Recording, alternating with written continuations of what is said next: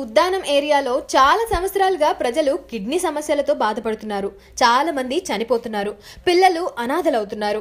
ఈ సమస్యపై చర్చించడానికి పవన్ కళ్యాణ్ ఇచ్చాపూర్లో మీటింగ్ కండక్ట్ చేశారు. అక్కడ కిడ్నీ వ్యాధిగ్రస్తుల బాధలు విన్నారు పవన్. ఆ తర్వాత పవన్ కళ్యాణ్ మాట్లాడుతూ పుష్కరాలు, రాజధానిపై కోట్లు ఖర్చు పెట్టే ప్రభుత్వం జనాలు చనిపోతున్నా ఎందుకు పట్టించుకోవట్లేదు అని ప్రశ్నించారు. జనసేన తరపున ఒక కమిటీ వేస్తున్నానని, 15 days లో రిపోర్ట్ తో ముఖ్యమంత్రిని తానే కలుస్తానని, ఈలోపు ఆరోగ్య శాఖ మంత్రి కామినేని కమిటీ వేసి 48 గంటల్లో సమస్యపై స్పందించాలని కోరారు.